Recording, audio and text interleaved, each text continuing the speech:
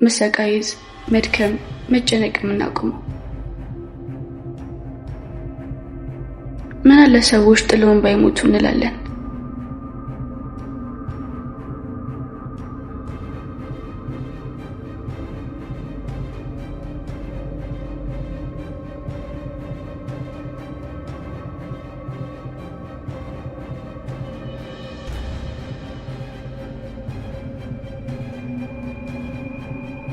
ግን ደግሞ የሚገርመው ነገር ሰው ባይሞት ፍቅር አይኖርም ነበር።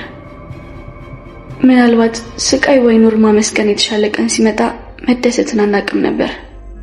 ሁላችንም በራሳችን ዛቢያ እንሽከረከራለን። ያ ደግሞ የህይወት ግዴታ ነው።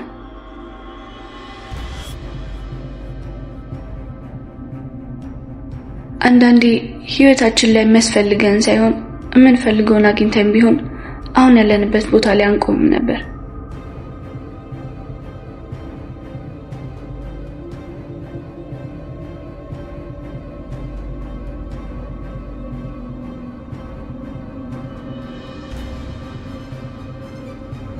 ሰላም፣ እንዴት ነሽ አያቴ? ሰላም ልጄ። አንቺ ደግሞ ማንሽ? የኔ ቆንጆ ቤሌን እባላለሁ አያቴ። ቤሌን የኔ ቆንጆ፣ እንዴት ነው? ቤቱን ለመዳችሁት ልጄ? አዎ ለምደናል። ፍጹም ሰላም ያለው ቤት ነው። አክስቴ ሜርሲ እንዴት ነው? ተሻለሽ? በጣም ደህና ነኝ። አሁን ለውጥ አለኝ። አዎ አሁን ራስሽን አረጋግተሽ ፊትሽን መንከባከብ አለብሽ። ልክ ነሽ ቤሌን።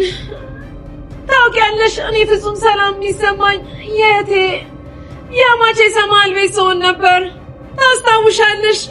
እዛ በረንዳው ላይ ስንበላ፣ ስንጫወት፣ ስንጎራረስ፣ ኧረ ስንቱ ትዝ ይልሻል? እኔና ሰማል እኮ ከፍቅራችን ብዛት አንድ ቀሚስ ለሁለት ነበር የምንጠቀመው። ለሳችሁ ታውቁ ነበር እንዴ? የኔ ልጅ ምን ነው ዝም አላችሁ? አትጫወቱም እንዴ? እሺ አያቴ እየተጫወትን ነው። በጣም ጥሩ። እኔ የምለው ዝምታችሁ እኮ ጭንቅ ብሎኝ ነው። ለመሆኑ ያምነን ሚስት የትኛዋ ናት ልጄ? ጄሪ ናት። ጄሪ አልሽ? እባክሽ ልጄ ጥሪያትና ልተዋወቃት። እሺ የኔ ልጅ። አሁን የምናወራው ቁም ነገር አለ። እሺ ስሚ፣ እኔ ሴማ በአምነን ቀልድ አላውቅም። ወደዚህ እንዲመጣ ያዘዝኩት ለዚህ። አዎ ደስ ይላል። ደስ ስለሚል አይደለም፣ ይሄ የኔ ግዴታ ስለሆነ።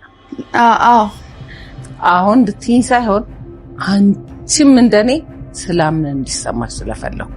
ኧረ እኔ ይሰማኛል እኮ። አሳይኝ፣ እንድታሳይኝ እፈልጋለሁ። እሱ ወንድ ልጅ ነው፣ በስሜት እንጂ በማስተዋል መራመድ የማይችል።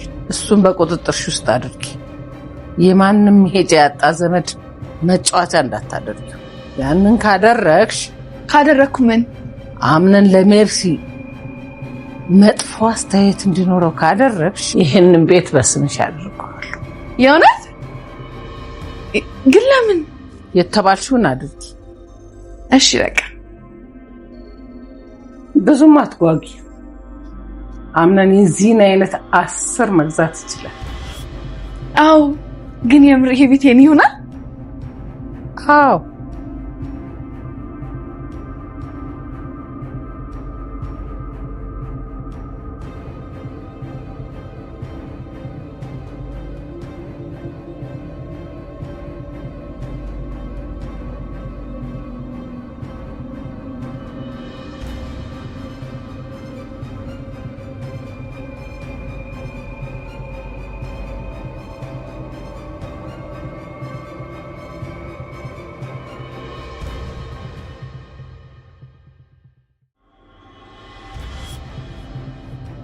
ብሌን የአምናንን ቲሸርት ታቅፋ አልጋው ላይ በተኛች ሰዓት ላይ ጄሪ ወደ ክፍሉ ስትገባ የአምናንን ቲሸርት አቅፋ እንደተኛች ስታያት ደንግጣ ነበረ።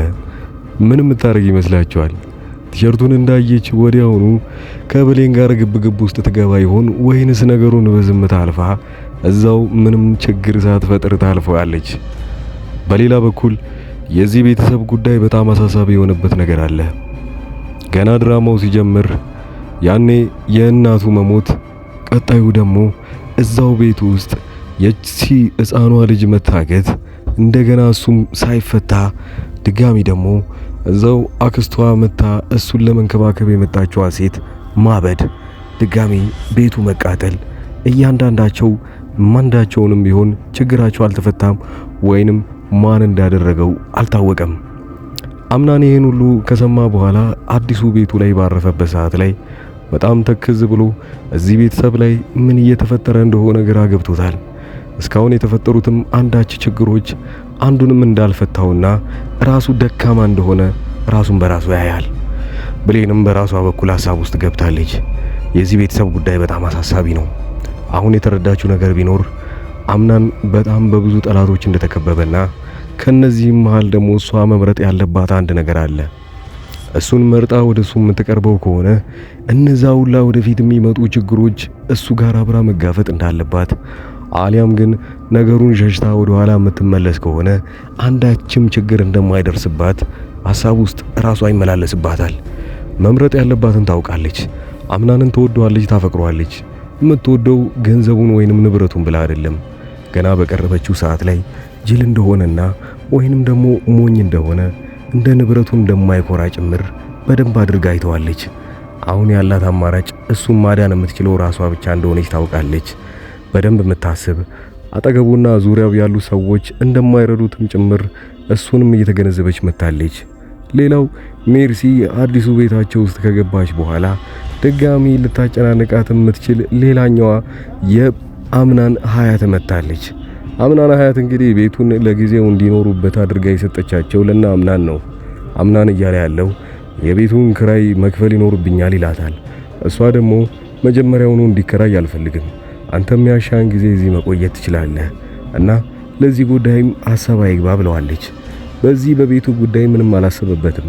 ያ ቤት የተቃጠለው ድንገት ነው ብሎ ነበር አምናን እስካሁን ድረስ የሚያስበው። ከጓደኞቹ መሃል ግን አንዱ እንደመከረው ከሆነ ይህ ቤት እንደ ድንገት አይደለም የተቃጠለው፣ ለምን ዙሪያም በደንብ አታይም? የጠረጠርከው ሰው መኖር ይኖርበታል ይለዋል።